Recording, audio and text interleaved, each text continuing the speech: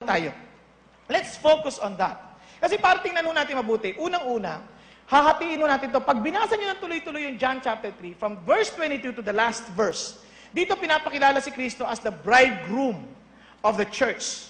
Kaya sa harap mga mananampalataya, alam nyo po, bago natin balikan yung una, di natin mo yung na dulo. Kung bridegroom ng church, mahirap po natin maintindihan kung kayo po may asawa.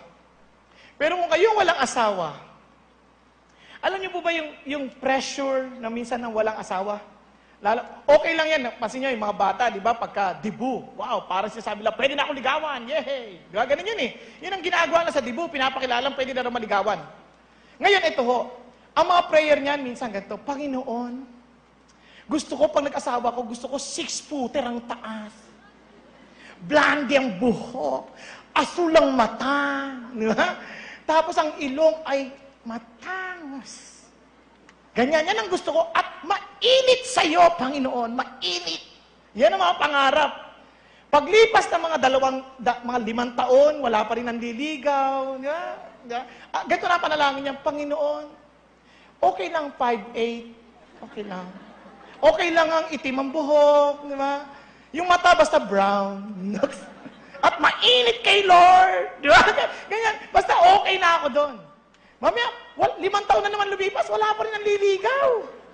Sabi niya, Lord, kahit hindi matangkad, kahit mas maliit sa akin, basta mainit sa iyo.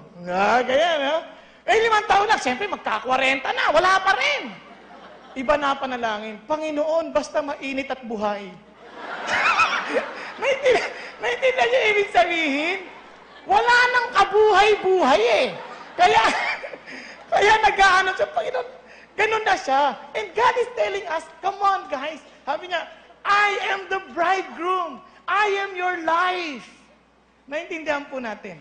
But prior to that, bago mo malubos-lubos siyang buhay na yan, kailangan muna maintindihan natin ano talaga. Sa maraming tao, akala nila buhay sila. When they were born, buhay sila. Hindi nila alam na yung buhay na iniisip nila ay kamatayan. Tingnan nyo, lahat ng desisyong gawin natin, nakaka-frustrate sa atin. Napansin nyo ba yun? Parang yung gustong-gusto mo, pag nakamtan mo, biglang kabaliktaran, kala mo, ito na magpapasaya sa akin. Nung nagkaroon ka na, sandali lang, wala na. Naranasan niyo bang mangarap na magkaroon ng sapatos na maganda? Di ba? Pag ako nagkapag-sapatos ng ganyan, Salvatore. Di ba? Pagkatapos, pag-suot mo, salbahe. Di ba? Ang daming bayarin. May sabihin. Tapos talagang hindi mo siya, pagkatapos ng araw, wala na. Iba na naman ang pakiramdam. Parang ganito, nung bata ako, mga pangarap namin, maka-Nike lang.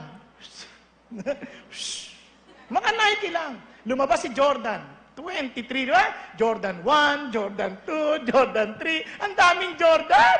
No? Kasi nung makakuha ko sa unang pagkakataon ng panahon ko, Jordan 9 na. Bata pa ako ha. Jordan 9 na. Nakakuha ko ng Jordan 9 sa Korea pa. Hindi ko alam, Jordan 9 pala, yung paa. Jordan 10 yung ibabaw. Kaya pala mura, pink! Original! Maligtad pala yun, kaya pala Jordan 9.5. Kasi 10 at 9 pinagsama. Yabang na yabang ka pag suot mo. Ay, ano yan? Saan ka ngayon ko lang nakita yung model na pinagsama yung 10 tsaka 9. Yung swelas 9, yung 10 ibabaw. Hiyang-hiya ako. Binenta ko na agad. Paglipas ng panahon, nung makaroon ka parang maglabas na naman bagong Jordan. Ano ba yan? Parang wala nang kakwenta-kwenta. Yung iba naman sa atin, computer naman, di ba? Naalala nyo, Pentium 3, Pentium 4. Sabi nyo, huwag ka munang bibili kasi makaka-Pentium 5 pa. Hanggang hindi ka na nakabili. Hindi ka na nakabili kasi laging meron labas na labas eh. Cellphone, ako, pag meron akong isla, ayos na. Ngayon, nakabili ka na lahat. Tuwan-tuwa ka pa. Tapos nakabili ka, 40,000, 50,000 ang halaga.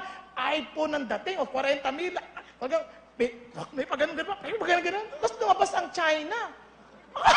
5,000 lang. Kamukha, grabe. Parang gusto ko iba to. Grabe kayo, napakasama na ugali nyo.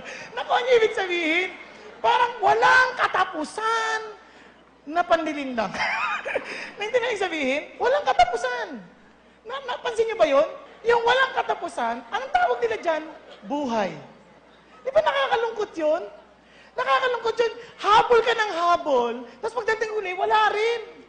Yan ang karanasan ko sa New York eh. Akyat kami yung Statue of Liberty, ang tagal ng pila, 3 oras. Pasikip ng pasikip, ikot ng pasikip ng pasikip. Yung mama nasa unahan ko, laki. Ibiro mo kung tatapat ka doon, ako po. Pag ito nalaglag, yari kami lahat. Tapos pasikip ng pasikip. Alam niyo, pagdating doon sa tuktok, imagine, you've been dreaming to achieve that. Pagdating mo sa tuktok, okay guys, you can stay there for a minute or 2 to take pictures. Nasisilip ka lang doon sa mata. Ano makikita mo? Dagat. Sabi ko, ano to? Ganyan ang buhay. Habol tayo ng habol. Pag nakamit ko to, pag nakamit ko yan, panalo na. Pagdating mo doon, wala din. Pareha lang. Walang pinagkaiba. Sa totoo lang. Subukan nyo. Yung Picanto at saka Pajero, papunta dito, lahat galing dito, puntang Marikina. Pag bumiyahe yan, parehas ang darating. Pareho lang! Naku, yung sabihin, pero ipo pa rin, Pajero. Eh, ano ngayon? Di ba? Nakarating ka pa rin. Naku, yung sabihin, ganyan ang buhay. Yan ang panlilinlang ng mundong ito. Kaya, they thought they have life. Ito pang isang malungkot na buhay. Tanungin mo kung ba't ka nabubuhay.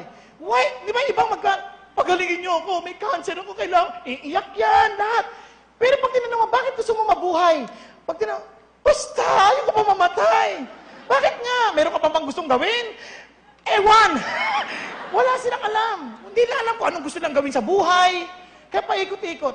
Paikot-ikot na buhay. Kakain, magtatrabaho para kumita para may pabiling pagkain para makatrabaho. Tawag nila dyan, buhay. Ang sabi ng Diyos, mali kayo. Ayon sa Efeso, Kabanatang 2, talatang 1 at 2, ito ang sabi ko, and you were dead in your trespasses and sins.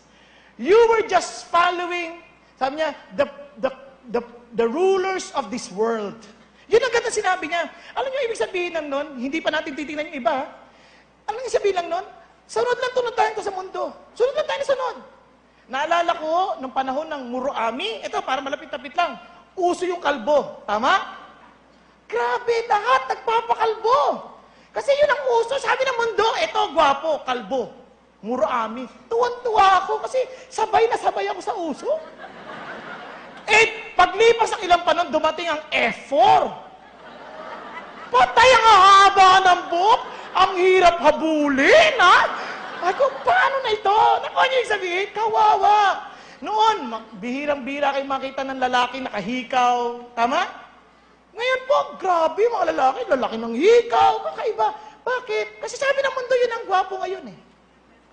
At hindi madali. Hindi ko makalimutan nung high school ako, yung bell-bottom pa ang uso. First year high school, sabi ko, Tay, patahian niyo akong pantalon. Ay, huwag kang maarte. Mag-short ka lang. Tay naman! Pantalon ang uniforme namin. Hindi short. Wala tayong pera. Tay naman eh. Sige, palitan mo yung pantalon ko. Pantalon nyo!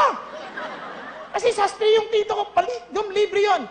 Eh, baston! Sobrang baston! Yung talagang, yung butas, kailangan diretso-diretso. Tapos, walang sapatos. O, ganyan. Sakto lang, ganyan.